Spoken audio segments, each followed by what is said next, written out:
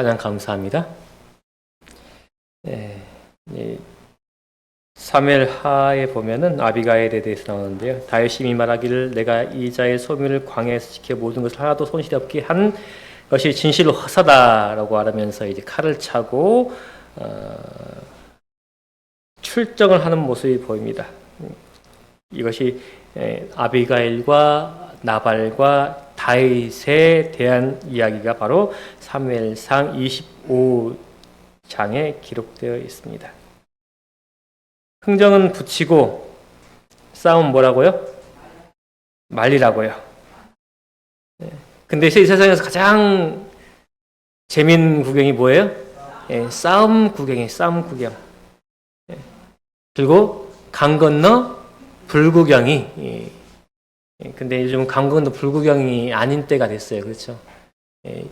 지난주에 화성에서도 크게 불이 나서 많은 사람이 많은 사람이 피해를 입었고, 또 제가 요즘 보는 것이 이제 시청 앞 역주행 사고.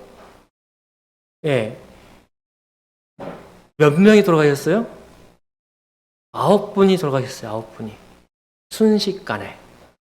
그래서 그게 저도 제가 화요일 금요일에 설교할 때 한문철 이야기를 많이 합니다. 그렇죠?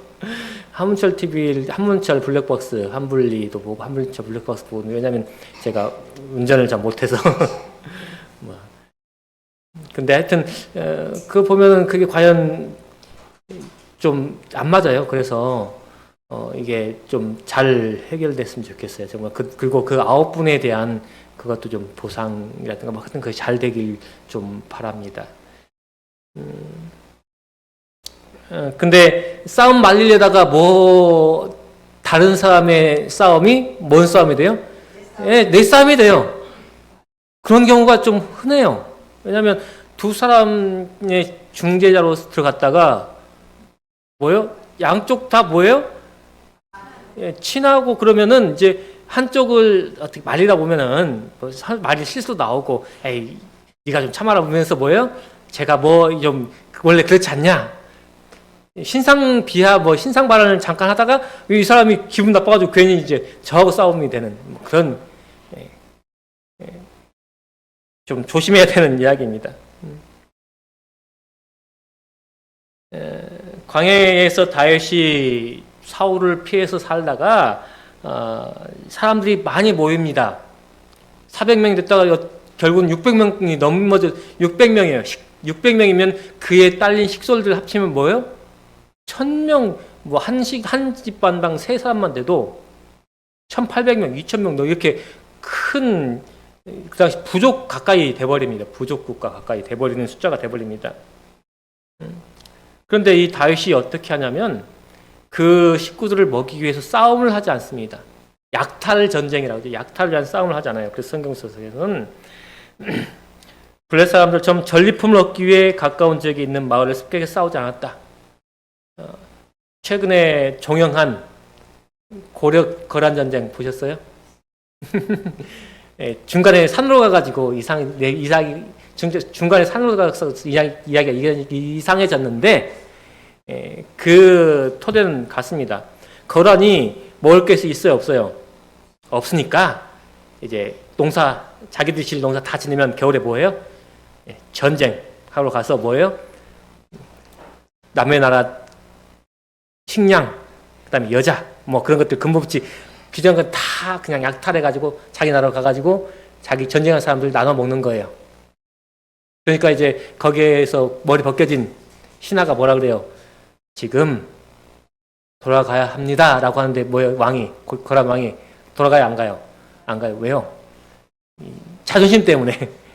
그러다가 이제 결국은 또 돌아가고 또 때가 되면 이제 나와서 그게 옛날 전쟁입니다. 먹고 살기 위해서. 보세요. 사흘 굶고 담 넘지 않은 사람이 없다라는데 600명이나 되는 식구까지 1000명 넘어가는 2000명 가까운 식구를 먹여 살려야 되는 이 다윗이 약탈을 하지 않고 살아난다는 것이 흔치 않잖아요. 그런데 지금 여기서 보면은 뭐예요? 부처 선지에 보면은 다윗과 그 부하들은 나발의 목자와 양떼를 보호하는 방벽이 되었다 그래요. 그리고 이제 이 부자는 그에게 귀중한 도움을 줬던 자들의 공공을 구제하도록 요청을 받았는데 그것을 거절하는 장면입니다. 예, 600명, 1000명, 2000명 가까운 사람들을 먹이기 위해서 약탈을 하지 않고 농사도 지을 수 없잖아요. 도망다니는 신세가. 도적이 되지 않고 산적이 되지 않고서 그 사람들, 근처에 있는 사람들을 요즘 어때요? 보호세라 그러잖아요. 보호세. 옛날 이제 조폭들 많이 있을 때 보호세 받아가고 그러는데 상인들한테. 근데 지금 이 사람들은 다윗의 무리는 뭐예요? 도둑질을 하지 않고 자기들끼리 연명을 하고 있다는 거예요. 옛날 북유럽의 바다를 주름하던 누구요? 바이킹. 그 사람들 뭐 쉽게 말하면 해적이에요. 해적. 그런 사람 되지 않았다는 것이 참 신기한 것입니다. 그런데 지금 이제 뭐예요? 나발이 뭐예요? 추수하고 잔치를 베풀어요. 그러니 잔치 좋은 날 왔으니 우리가 그 광야에 있을 때 너희를 좀 이렇게 보호해줬으니 뭐예요? 이제 음식을 좀 나눠주라. 그러는 거예요.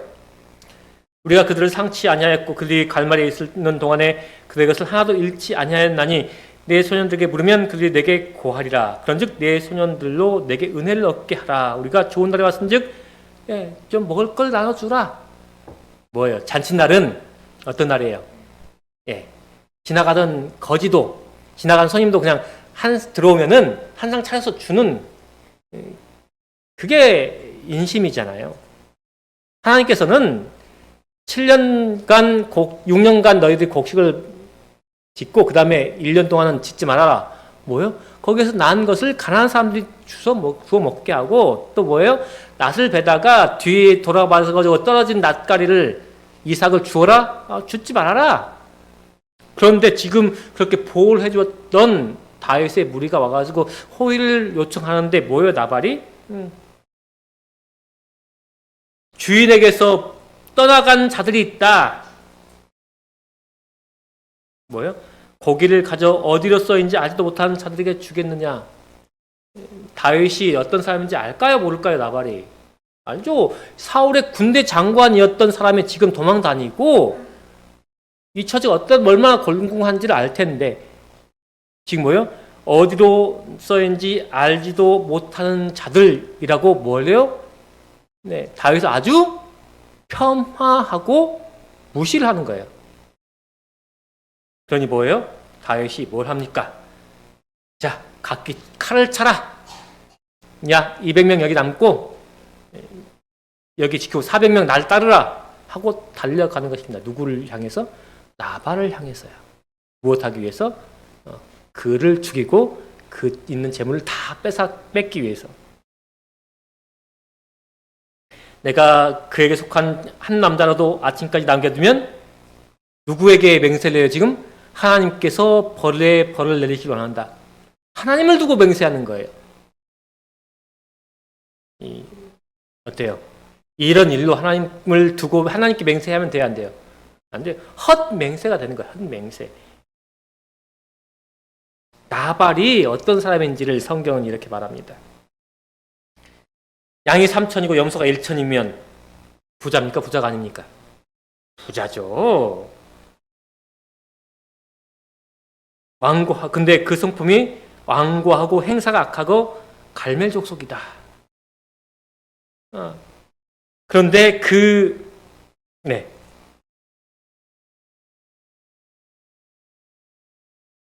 근데 이 말을 하고 나서 야발이 한 행동이 뭐냐면은 집에 잔치를 배설하고 되취하여 마음이 기뻐했다라고 그래요. 아니 600명의 군사를 거느린 다윗을 그렇게 무시를 해놓고 자기는 뭘 해요 지금? 잔치를 베풀고 있어. 잔치를. 마음이 즐거워서 뭐 해요? 술을 잔뜩 먹고 들어 누워 있다고요. 예수님께서 말씀하시기를 어떤 사람이 있다고요? 어느 한 농부가 있는데 밭을 가진 주인이 있는데 어느 날 어느 해 뭐예요? 풍년이 들었어요. 그러니 곡수를 추수하다 보니까 지금 있는 창고에는 들어가요, 못 들어가요? 못 들어가요. 그러니까 어때요? 이 창고 헐고 뭐 하자? 새 창고를 짓자. 거기에 가득 쌓아놓고 뭐 하자? 놀고 먹자. 내 영혼아, 이렇게 내가 거부가 되었으니, 부자가 되었으니 즐거워하고 기뻐하자. 하나님께서 말씀하시길 뭐예요? 이 어리석은 사람아, 오늘 밤에 내 생명을 취하면 그것이 무엇이 되겠느냐? 지금 나발이 그런 상황인 거예요. 그런데 지금 뭐예요? 그것도 모르고, 지금 누가 달려오는지도 모르고, 다윗이 400명과 함께 칼을 차고 자기를 죽이러 오는 줄도 모르고 이렇게 취해서 그러져 있다고 하는 것이에요. 사무엘상 25장 3절에는 그의 아내에 대해서 이렇게 말합니다. 그 사람의 이름은 나발이요 그 아내의 이름은 아비가일이라. 그 여자는 총명하고 용모가 아름답더라. 뭐죠? 돼지 목에 진주 목걸이가 있는 거예요. 그런데 자기 목에 진주 목걸이가 있는지 돼지가 알아요? 몰라요? 몰라요. 이런 기질이 있는 여성이 어떻게 나발같이 무모하고 충동적인 사람과 결혼하게 되는지 알려져 있지 않다. 하지만 성경기 정반대인 두 사람이 남편과 아내라는 가장 친밀한 관계로 결합하는 경우가 자주 있다. 아비가일이 남편과 그의 동업자들 사이에 종제자 역할을 하도록 요청받은 것은 이번이 처음이 아니었을 것이다. 아비가일은 날마다 나발을 보살피는 일이 언젠가 다윗이 심각한 실수를 저지르지 못하도록 막아줄 명민한 영적 지각을 개발시키고 자신의 여성적 직관을 강화시키고 있다는 것을 깨닫지 못했다. 네, 아비가일이 천성적으로 그런 성품을 가졌지만은 나발 곁에 있음으로 아비가일이 뭐 했다고요? 더 총명하고 지혜롭게 되었다고요. 그래서 일을 처리하는 데 있어서 무엇을 쌓았다고요? 경험과 노하우를 쌓았다고요.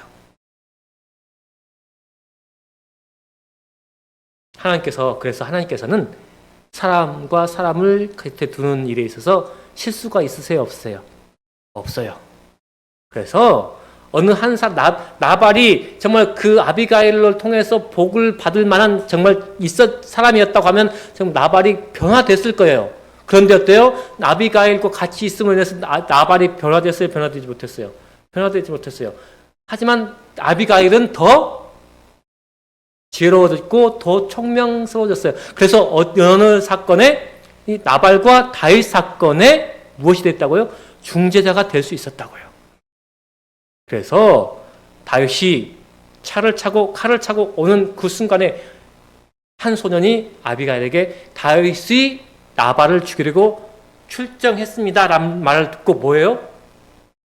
집에 있는 그 포도주와 말린 포도와 빵 수십 개와 하고 그걸 어떻게 해요? 달려갑니다.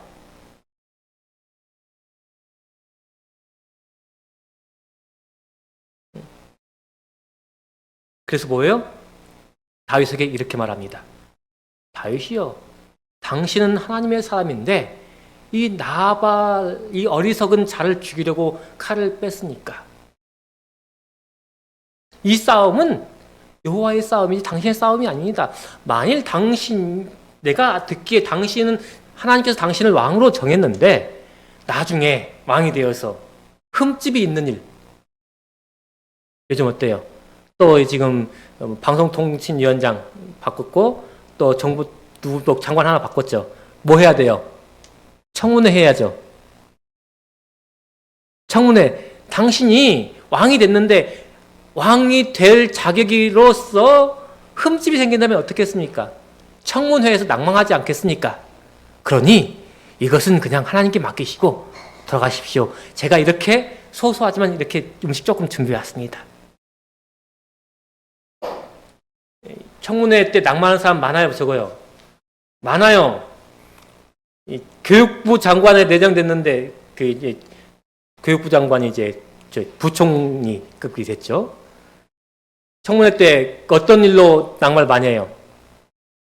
자식이 학폭이라든가 또 뭐예요? 이제 위장전입. 네, 위장전입.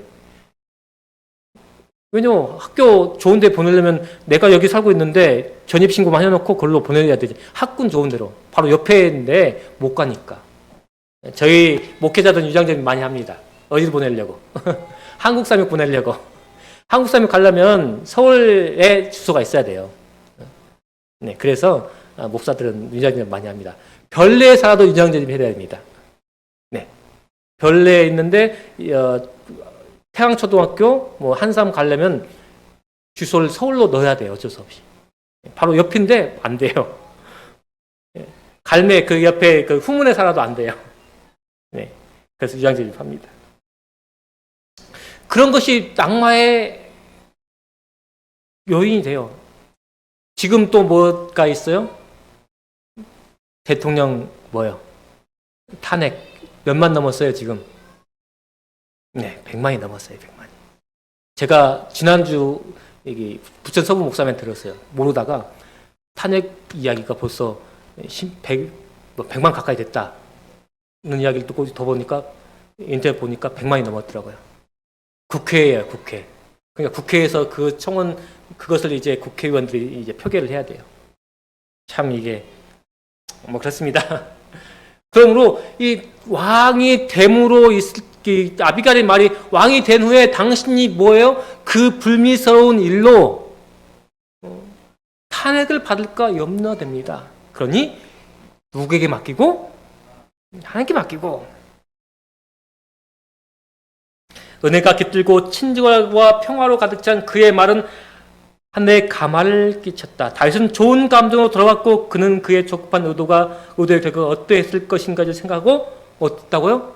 떨었다고요. 다윗마저도 아비갈의 말을 듣고 돌아온 것에 대해서 심중에 크게 두려움이 있었다고요. 그래서 잠언에서는 거만한 자를 책망하지 말라. 그가 너를 미워할까 두려우니라. 지혜 있는 자를 책망하라. 그가 너를 사랑하리라. 나발에게 갔어요? 다윗에게 갔어요? 아비가일이. 나발에게 가지 않았어요. 나발은 그 말을 들을까요? 안 들을까요? 당신이 실수했습니다. 그러면 될까요? 폭력적인 사람의 남편이면 또 이 가정폭력이 일어났을 수도 있어요. 하지만 아비가일은 누구에게 갔어요? 지혜로운 사람 다윗에게 달려갔고 그에게 충고했어요.